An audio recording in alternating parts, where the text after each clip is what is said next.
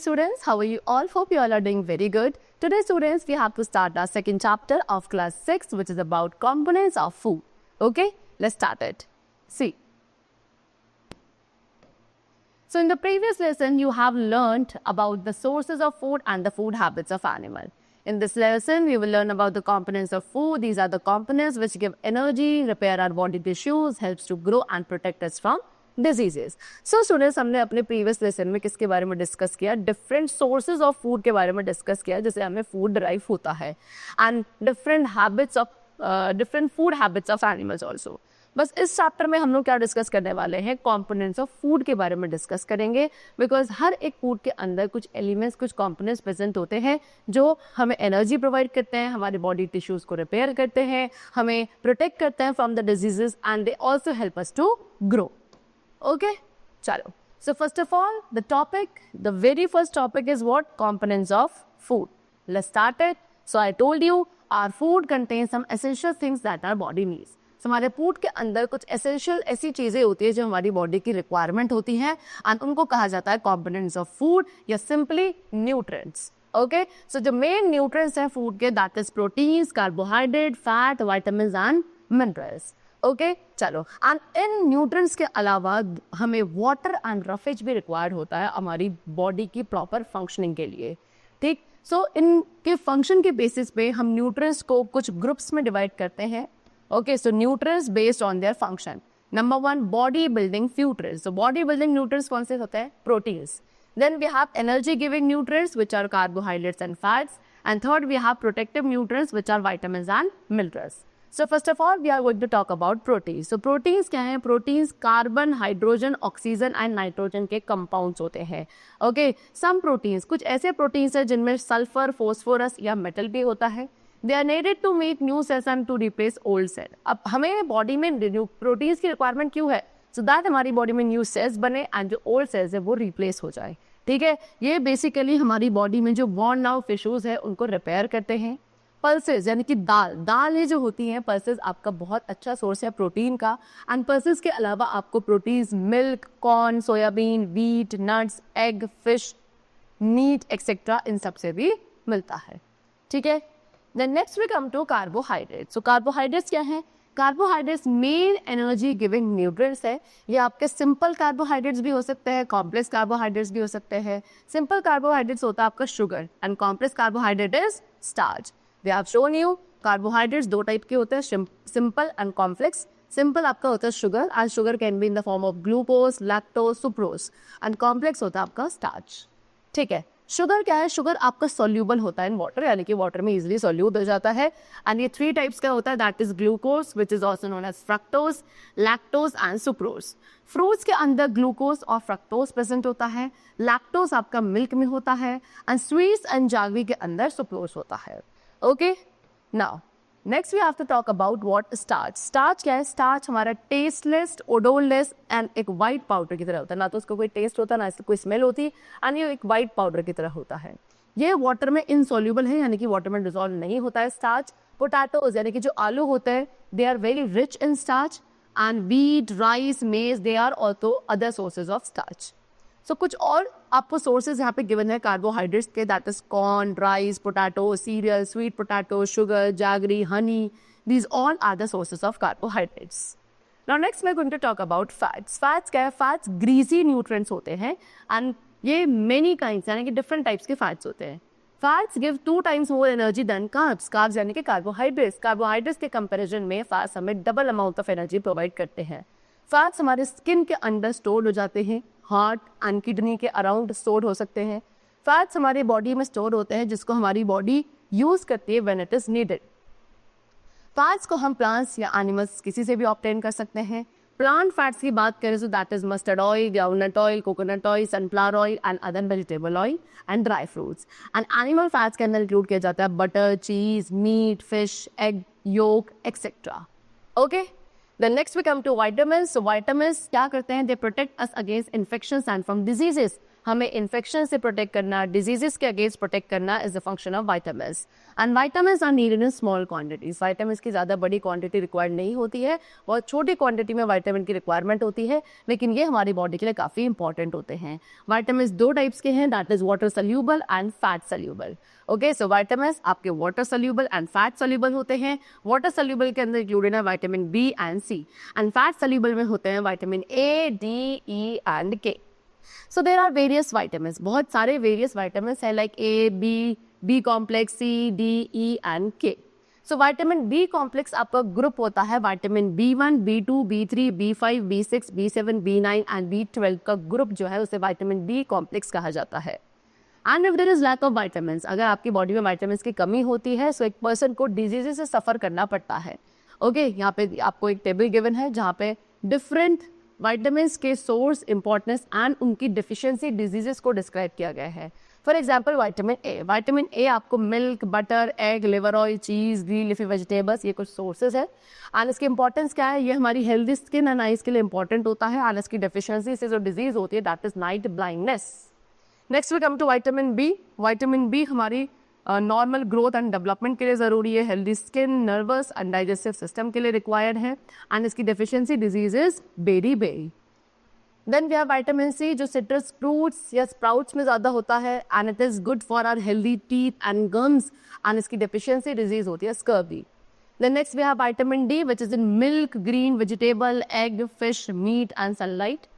And ये हमारे healthy gums and bones के लिए इंपॉर्टेंट है। एंड इसकी डिजीज जो होती है, इसकी कमी से, इसकी डेफिशिएंसी से आपको रिकेट्स जैसी डिजीज को सफर करना पड़ सकता है।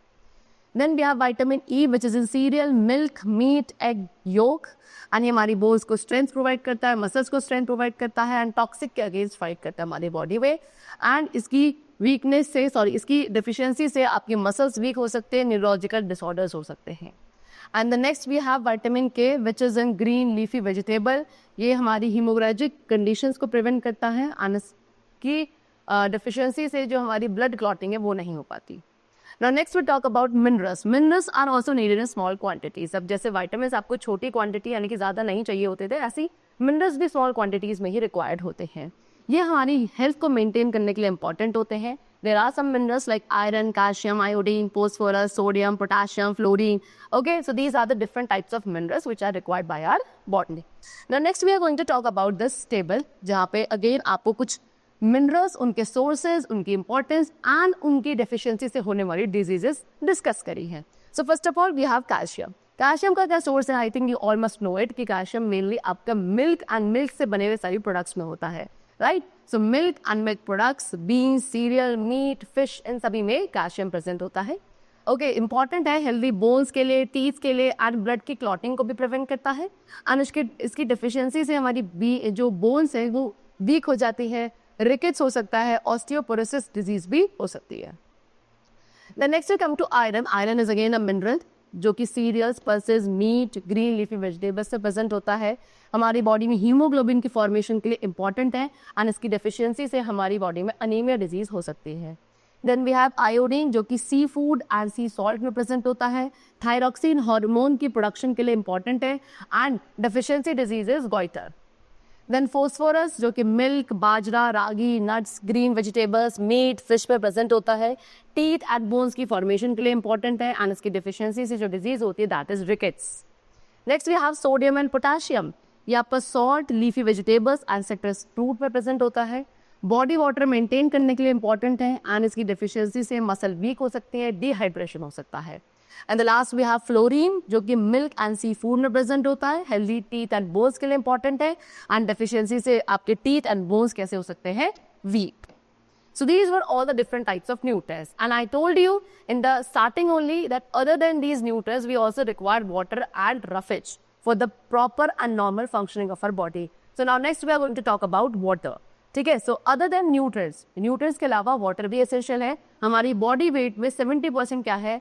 वाटर है। ये हमारी बॉडी के टेम्परेचर को मेंटेन करता है, डाइजेशन में हेल्प करता है, एंड उसके साथ साथ हमारी बॉडी में जो न्यूट्रिएंट्स का ट्रांसपोर्टेशन होता है through out the body that is also being helped by the water. ठीक है, अब excessive water loss from the body causes dehydration. जब आपकी बॉडी से ज्यादा वाटर लॉस हो जाता है, ठीक है, चाहे वो आपकी यूरिन के फॉर्म में है, स्वेट के फॉर्म में है, ओके, एनी काइंड ऑफ अगर किसी भी तरीके से वाटर लॉस होता है एक्सेसिव, दैट कॉजेज डिहाइड्रेशन, यानी कि पानी की कमी हो जाती है। तब आपको oral dehydration solution which is ORS ORS, इसको यूज किया जाता है डिहाइड्रेशन को ट्रीट करने के लिए। Then next we have roughage. Roughage क्या है? रफेज फाइबर कंटेंट होता है, फ्रूट्स, वेजिटेबल्स, सीरियल्स, इनके अंदर जो फाइबर कंटेंट है that is known as roughage.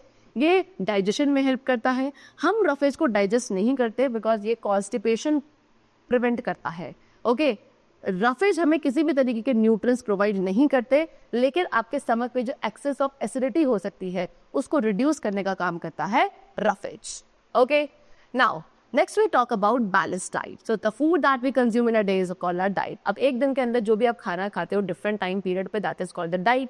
ठीक है, हमारे फूड के अंदर न्यूट्रिएंट्स, वाटर एंड रफेज सब प्रेजेंट होता है। सो एक ऐसी डाइट जिसके अंदर सारे न्यूट्रिएंट्स एक एडिक्वेट क्वांटिटी में प्रेजेंट होते हैं along with the water and roughage, that is called a balance diet. ठीक है, सो बैलेंस डाइट आपकी वेरी करती है पर्सन टू पर्सन, यानी कि डिपेंडेंट है कि पर्सन की एज क्या है, सेक्स क्या है, एंड वो पर्सन किस तरीके का वर्क करता है। हार्ड वर्क है, कोई डिफिकल्ट है जहाँ पे ज्यादा मेहनत करनी पड़ रही है, बैठ के कोई काम करना है। सो इन सभी फैक्टर्स के ऊपर डिपेंडेंट है कि वो एक पर्सन किस तरीके की बैलेंस डाइट लेगा। Now next we come to deficiency diseases. So disease which is caused due to the deficiency of nutrients over a long period of time is called a deficiency disease. एक ऐसी disease, एक ऐसी बीमारी जो किसी भी nutrient की कमी होने की वजह से, एक लंबे टाइम पीरियड से किसी भी पर्टिकुलर न्यूट्रिएंट की कमी है बॉडी के अंदर, उसकी वजह से जो डिजीज कॉज होती है that is called a deficiency disease. ठीक है, सो वन और मोर न्यूट्रिएंट, एक या एक से ज्यादा न्यूट्रिएंट की डेफिशिएंसी होना is known as malnutrition. And कुछ डेफिशिएंसी डिजीजेस यहाँ पे गिवन है जिसके कॉजेज एंड सिम्टम भी आपको गिवन है।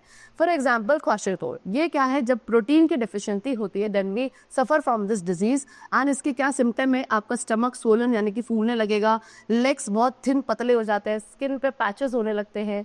Next we have मारिसम।